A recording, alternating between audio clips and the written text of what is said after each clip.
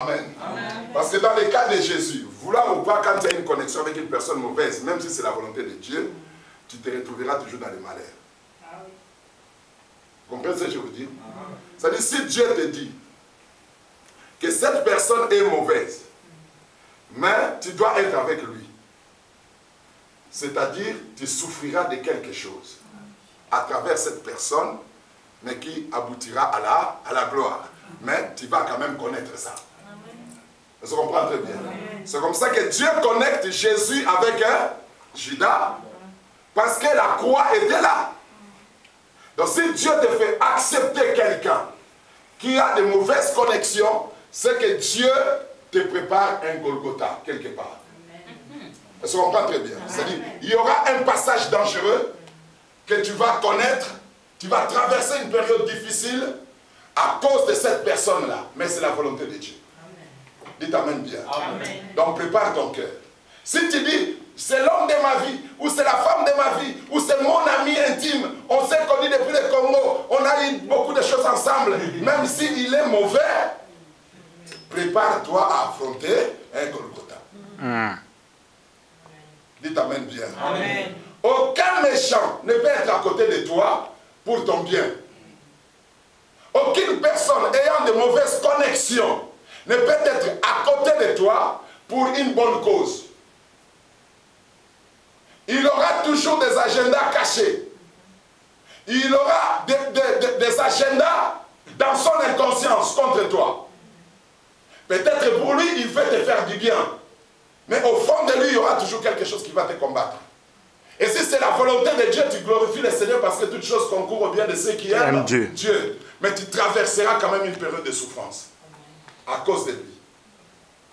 Elle se comprend très bien. Non, dites Amen bien, c'est vous. Amen. Donc, Samson a commis cette erreur-là, où il est allé vivre avec cette femme. Et cette femme l'a manipulé, et Samson a livré son secret à cette femme, et il s'est retrouvé avec sans force. Il est devenu faible. Amen. Amen. Il est devenu faible à cause de cette mauvaise connexion.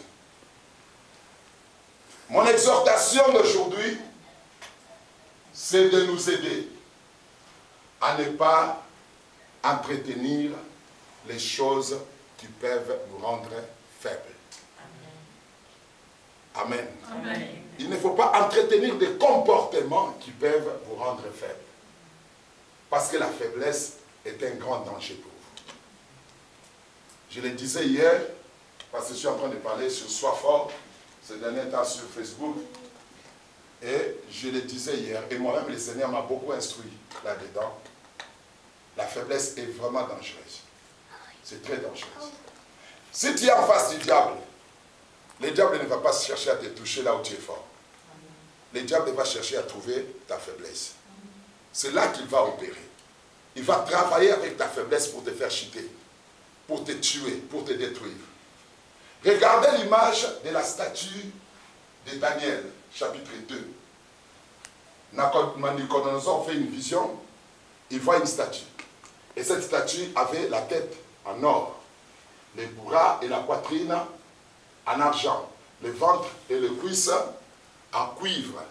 Et puis les pieds, les jambes en bas et les pieds étaient en fer. Mais là où il y a les orteils, il y avait un mélange. Le fer et l'argile. Continuez à lire ce texte et vous allez voir qu'il y a une petite pierre qui s'est détachée sans le secours d'aucune main. Qui est venu toucher où? À l'argile. Ça n'a pas touché sur le fer, sur le cuivre, sur l'argent ou sur l'or.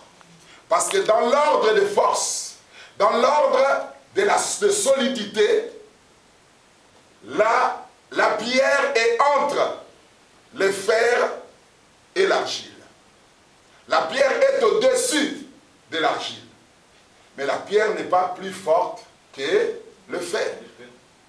N'est pas plus forte que le cuivre, ni plus forte que l'argent ou l'or. D'où la pierre a choisi le seul endroit où il y avait quelque chose de moins fort que lui, que elle. Et c'est là que la pierre a frappé.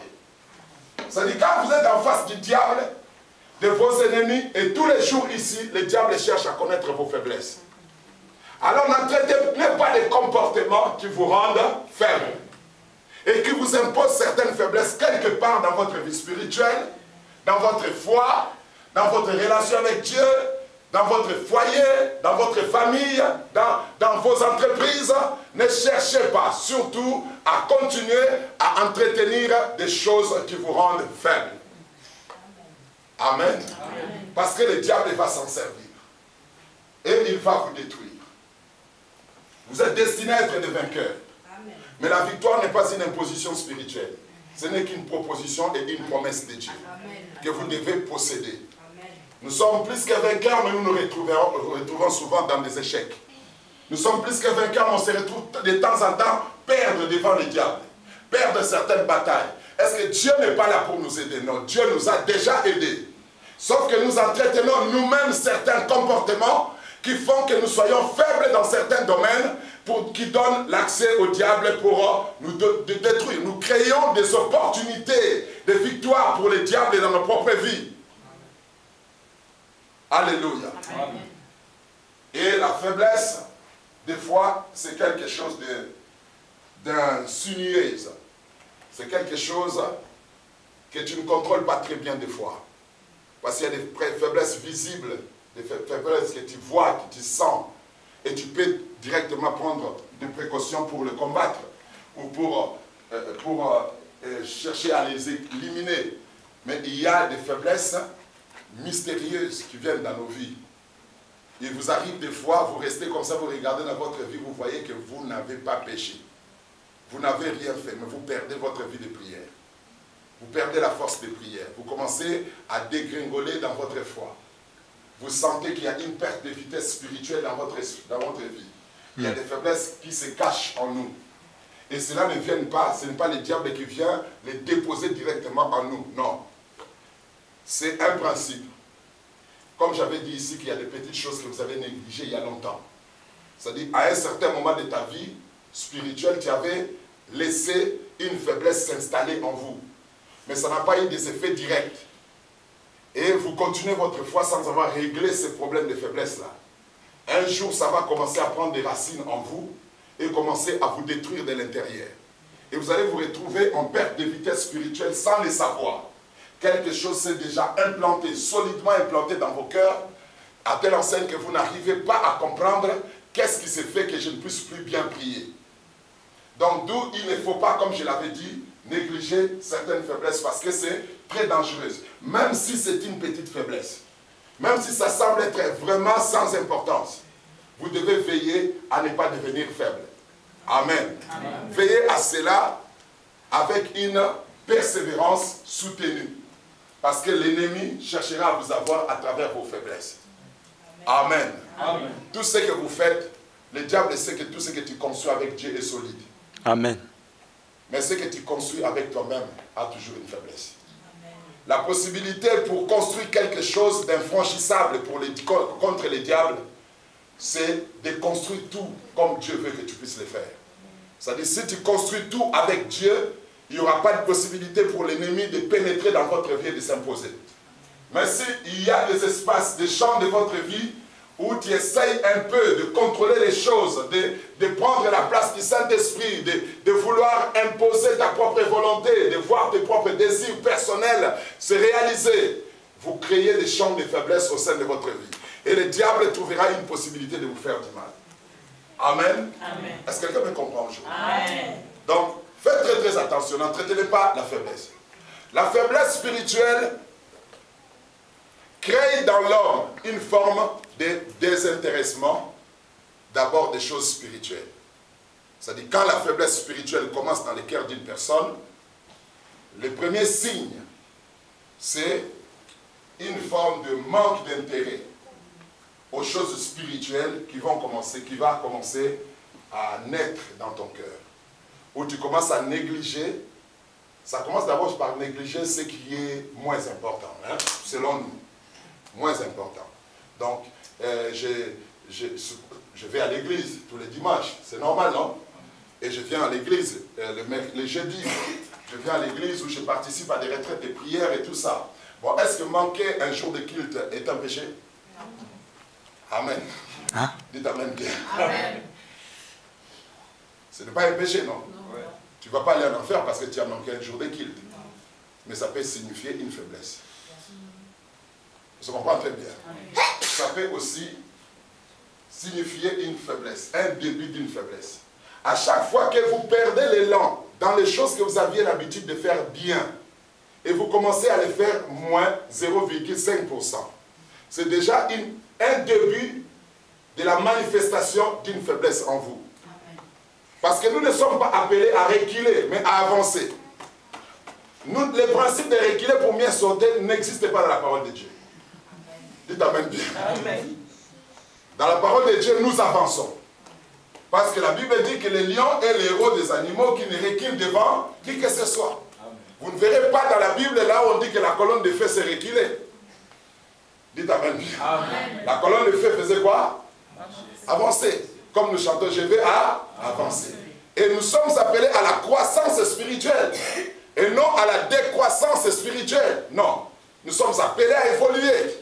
Ésaïe chapitre 52, verset 13 dit, voici mon serviteur fera quoi? Prospérera. Mon serviteur faisait quoi? Montera. Et il fera quoi? Il s'élèvera et il s'élèvera bien haut. Cela parle d'une continuité. Dites Amen bien. Amen. Les jours où il y a même, c'est-à-dire vous commencez à négliger les petites choses. Vous avez l'habitude, ce n'est pas les rythmes doctrinal, ex-cathédrale du christianisme, de prier 3 fois par jour. Non. Les chrétiens sont appelés à prier à tout moment. Mais si tu as déjà fait une alliance avec le Seigneur, tu t'es dit, je prie 3 fois par jour. Et tu respectes ce rythme-là, les jours où tu commences à dire, ah, aujourd'hui j'ai pris 2 heures, 2 fois. Il y a déjà une faiblesse. Ça comprend très bien. Les jours où tu commences à dire, je prie seulement 2 fois, il y a déjà une faiblesse qui est entrée. C'est-à-dire chaque changement de rythme d'une manière négative acquise déjà la présence d'une faiblesse spirituelle en vous. Et vous ne devez pas continuer à alimenter cette faiblesse, à accepter cette faiblesse parce que ça finira par vous amener, vous entraîner dans une décroissance que vous n'aurez plus jamais pour la possibilité d'arranger, de vous remettre en bonne position pour continuer votre croissance. Alléluia. Amen. Donc, ne gérez pas vos faiblesses. Et n'entretenez pas le comportement qui acquise une faiblesse spirituelle en vous. Parce que c'est un danger. De la même façon, quand tu montes avec Dieu, tu continues à monter. Et quand tu commences à descendre, tu descends aussi bien. Et vous devez savoir que monter, c'est toujours difficile que descendre. Gagner, c'est toujours plus difficile que perdre. Quand vous commencez à décroître, vous allez décroître rapidement. J'ai vu des hommes qui ont passé 20 ans avec Dieu et qui se sont retrouvés païens après une semaine. Amen. Amen. Dites Amen. Amen. Oui. 20 ans de marche avec Dieu, une semaine, ils se retrouvent païens. J'ai vu des amis avec lesquels nous avons travaillé ensemble et nous avons prêché l'évangile ensemble. Certains sont ici en Europe, qui ne prêchent même plus l'évangile. Ils sont dans des Nganda ici, et à Château Rouge, des lèvres et des trucs là, jupilaires. Ils sont tranquilles, à l'aise. Avant, ils commençaient ça à la maison, petit à petit. Un peu de lèvres à la maison, un peu, et puis ils se déconnectent de l'église petit à petit, et après ils continuent, left de la maison au véranda, et puis ils sortent dans la rue chez un ami, et puis en fin de compte aujourd'hui, ce n'est plus quelque chose qui se cache. Partout maintenant, ils prennent leurs lèvres tranquillement. Quand on lève devant, ah, pasta, ah, Neni. Et ils sont tranquilles.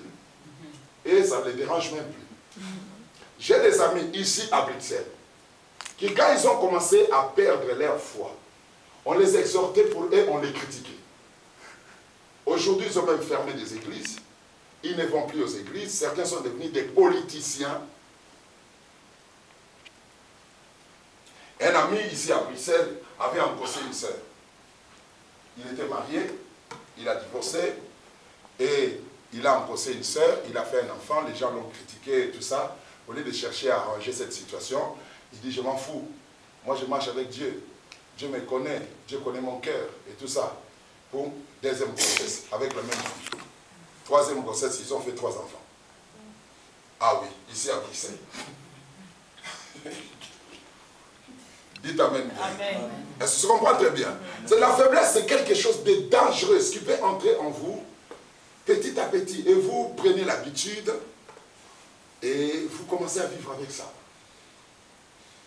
Quand vous sentez que votre rythme spirituel commence à stagner, n'attendez pas que ça recule. Quand ça commence à stagner, comprenez qu'il y a déjà quelque chose qui ne va pas. Cherchez à vous remettre à jour, à vous mettre à jour. Dites Amen bien. Amen. Vous avez besoin de ça. Il y a des choses que vous n'aurez jamais si vous n'êtes pas fort. Alléluia. Il y a des promesses qui ne s'accompliront jamais dans vos vies si vous n'êtes pas spirituellement fort. À chaque fois que les enfants de Dieu arrivaient devant l'accomplissement d'une promesse, il y avait un ordre que Dieu donnait. C'était quoi? Fortifiez-vous.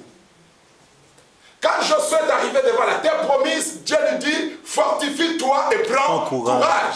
Et quand Dieu était en train de lui dire, fortifie-toi et prends courage, le Saint-Esprit était déjà sur lui.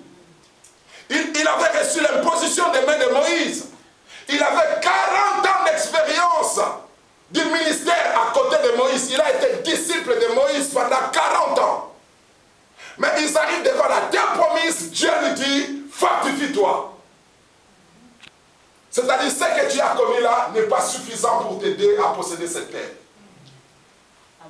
Elle se comprend très bien. Amen. Les 40 ans que tu as fait avec Moïse n'est pas suffisant.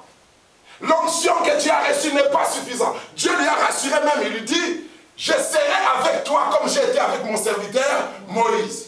Mais une seule chose, c'est écrit comme ça dans la Bible, une seule chose, fortifie-toi et prends courage. Se fortifier, c'est éviter la faiblesse. Elle se comprend très bien. Amen. David, 1 Roi chapitre 2, verset 1 à 2, quand David allait mourir, il dit à Salomon, je m'en vais par les chemins de tous les hommes. Mais toi, fortifie-toi et sois un homme. Elle se comprend très bien. Fortifie-toi. Mais quand il s'adressait à Samson, à Salomon plutôt, il y avait déjà tout. Salomon avait tout. David avait déjà tout arrangé. Il avait déjà possédé toutes les terres. Conquis toutes les terres comme Dieu l'avait promis à Abraham, à Isaac et à Jacob. Amen. Amen. Il avait vaincu tous ses ennemis. Israël était en paix. La seule chose que Salomon devait faire, c'était de construire le temple de Dieu. Donc tout était déjà accompli. Mais il lui dit, fortifie-toi et sois un homme. Tu as besoin de la force. Salomon, comme beaucoup de gens ne le savent pas, il a commencé à développer la sagesse divine avant de devenir roi. Il suffit de lire le livre des Proverbes et vous allez voir que Salomon est en train d'exalter le temps qu'il a passé en tant que fils sous son père David. Comment est-ce que son père l'avait instruit? Lisez le livre des Proverbes, vous allez voir comment est-ce que Salomon, et beaucoup de gens ne savent pas, je l'avais dit dans l'une de nos émissions, il y a une femme très puissante dans la Bible, mais on ne parle pas trop d'elle. C'est la mère de Samson, de Salomon plutôt. La maman de Salomon. Elle s'appelle encore comment? J'ai oublié. Vous ne connaissez pas la maman de Salomon? Hein? Je vous donne un indice. Iri. Vous connaissez Iri? C'était qui? Oh, il a sonné. Vous connaissez Iri? Vous ne connaissez pas Iri? Bon, je vous donne un deuxième indice. L'homme que David avait tué là, pour prendre sa femme. Et cette femme s'appelait comment? Bathsheba. Amen. Amen. Dites Amen bien. Amen. Quand vous lisez Salomon, vous comprenez qui était Bathsheba. Il y a un temps en Israël où David était presque mort. Mentalement, intellectuellement, spirituellement, il était toujours David, loin de Dieu. Mais il ne faisait que dormir. On a pris une jeune fille pour vivre avec lui. Et ça s'est passé, c'était une longue période de temps. Et durant cette période de temps, c'est Bathsheba qui dirigeait Israël. Mais on n'a pas voulu trop parler de ça parce qu'à l'époque, déjà avec l'histoire, les antécédents de la vie de Bathsheba, on ne pouvait pas dire qu'elle avait dirigé Israël pendant un temps. Mais sauf qu'elle a dirigé Israël pendant la période de la vieillesse de David. Dans cette période-là, tous les prophètes, les sacrificateurs de l'époque, Abiatar, et puis le sacrificateur Nathan à l'époque, venaient chez Bathsheba pour faire prendre des décisions importantes aux enfants d'Israël. Et c'est à cette époque que Bathsheba a formé Salomon à être roi sur Israël. Pour comprendre ça, lisez Proverbe chapitre 30. Là où on parle de la femme sage. Une femme sage qui bâtit sa maison. Salomon dit, voici la sagesse que j'ai, les moelles. Car le roi les moelles a reçu de sa mère. Vous comprenez très bien. Sa mère l'a enseigné. Il lui a parlé de ce qu'un roi doit être. C'était une femme très puissante. Amen. Amen. Et comprenez que Salomon avait déjà tout. Il avait des sacrificateurs, des prophètes, l'onction, il avait la richesse, il avait tout. Mais son père lui dit quoi? Fortifie-toi. Dites Amen bien. Amen. Il y a des choses que vous n'aurez jamais sans la force spirituelle. Alléluia. Éphésiens chapitre 6 verset 10. Là où on nous parle des armes spirituelles et de notre pouvoir sur les démons. Paul commence par dire quoi? Au reste, frères, fortifiez-vous dans le Seigneur par sa force toute puissante. Après, il commence, revêtez-vous de toutes les armes de Dieu. Amen. C'est-à-dire, le premier principe, c'est d'être fort. Avant de se revêtir des armes spirituelles et d'aller dans la bataille contre le diable, vous avez besoin de la force. Amen. Amen. Donc, n'entretenez pas de faiblesse en vous. Respectez les rythmes spirituels que Dieu vous a donnés. Tu priais 5 fois, cherche à prier 6 fois. À augmenter l'intensité et le nombre de temps que tu pries. C'est important. Tu viens à l'église, ne continue pas à venir à l'église qu'une seule fois par semaine. Venez à l'église, il y a un programme à l'église les vendredis. Faites un effort pour être là. Amen. Toute forme de négligence peut accuser une forme de faiblesse en vous. Je sais qu'ici, dans ce pays, il y a trop de responsabilités. Nous avons beaucoup de choses à faire. Mais la foi et la force fonctionnent avec un esprit de sacrifice. Là où il y a la force, il y a les sacrifices. Amen. Amen. Amen. Les hommes forts sont des hommes qui se sacrifient. Et se sacrifier, c'est faire ce que tu ne peux pas faire. Amen. Se sacrifier veut dire céder une part de tes avantages pour servir la cause de Dieu. C'est ça ce qu'on appelle se sacrifier. Si on ne peut servir Dieu que quand on est libre, c'est qu'on ne fait rien du tout. Vous comprenez très bien. Amen. C'est qu'on ne fait rien du tout. Être fort, c'est être capable de se sacrifier. La force, c'est aussi l'amour. Il y a la force dans l'amour. Si tu dis j'aime Dieu, on va voir ça dans la force que tu mets pour le servir. Amen. Amen. Amen. Là où il y a l'amour, il y a la force. Je lis l'histoire dans un livre d'un docteur chrétien, il s'appelle docteur Murphy. Il parlait de la puissance de l'esprit et de l'amour. Une maman était avec sa fille. Et ils ont fait un accident et sa fille s'est retrouvée sous les camions, vous connaissez les grands camions là, et qui transportent des choses et tout ça. Donc, le camion est tombé, un Volvo, sur sa fille. Les jambes de sa fille étaient sous les camions. La femme avait beaucoup d'amour pour sa fille. Elle ne sait pas ce qui s'est passé, elle est partie soulevée. Donc, elle a saisi les camions en bas et elle a soulevé les camions. Et puis, elle a tiré sa fille. C'est écrit dans ce livre-là. Et puis, l'enfant est sorti et quand elle a laissé les camions, c'est alors qu'elle a réalisé qu'elle a fait quelque chose d'extraordinaire. Vous comprenez très bien. Et les gens qui venaient de là, à côté, avec leur voiture, se sont étonnés de voir qu'une femme qui n'est pas sportive et qui n'a jamais été forte dans sa vie et qui a pu soulever un camion pour tirer sa vie. L'amour est une force. Amen. Amen. À cause de l'amour, une femme est entrée dans un bicoque, dans une case en feu, enflammée, qui s'incendiait. Elle est entrée dedans, elle a pris son enfant qui était à l'intérieur, elle l'a couvert comme ça, et puis la case est tombée sur elle. Et son mari était à l'extérieur en train de crier. La force de l'amour. Là où il y a l'amour, il y a la force. Et là où il y a la force, il y a un esprit de sacrifice. Amen. Dites Amen bien. Amen. Seuls les hommes forts et les femmes fortes sont capables de se sacrifier. Et si on n'est pas fort, on ne se sacrifie pas. Amen. Dites Amen bien. Amen. La faiblesse va te faire voir tes intérêts. La force va te faire voir les intérêts de Dieu. Amen. Je comprends très bien. Et c'est ça notre force. Et même quand on se fâche, naturellement, si quelqu'un est réactif et qu'on lui dit quelque chose, il répond. On dit qu'il a un caractère fort. Selon le monde.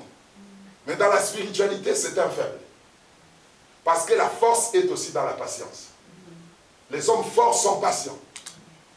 Vous pouvez les crier sur eux, le menacer, leur dire des choses bizarres, ils sont là calmes. Cette capacité de se calmer là, c'est ça la force. Amen. Les gens qui réagissent directement, tu lui dis, et toi tu joues avec moi, et tout ça. Ils commencent. C'est la faiblesse. Les faibles se protègent par l'extérieur. Le fort se protège par l'intérieur. Amen. Si tu as la facilité de te piquer des crises de colère facilement, ou je ne vais pas à l'église parce qu'on m'avait dit ceci, parce qu'on m'avait dit cela, tu es un faible. Un homme fort a la patience. Il a la maîtrise de soi. Vous devez savoir que l'une des plus grandes preuves de la force en vous, c'est votre capacité de vous maîtriser vous-même. Parce que le premier plus puissant rebelle dans votre vie, ce n'est pas le diable, c'est toi. Toi-même. Amen. Amen. Si tu arrives à te calmer, à te maîtriser toi-même, c'est que tu vas maîtriser aussi les diables et les démons. Dites Amen bien. Amen. Je comprends très bien. Un jour, j'ai prêché un message à Paris, chasse-toi. Il faut que tu arrives à te chasser toi-même de toi-même. Hein? Que tu te chasses de toi-même. Parce que des fois, parce que tu es présent en toi-même, que Dieu est absent en toi. Il faut que tu arrives à te chasser. Le jour où tu vas te chasser, les démons vont partir avec toi. Amen.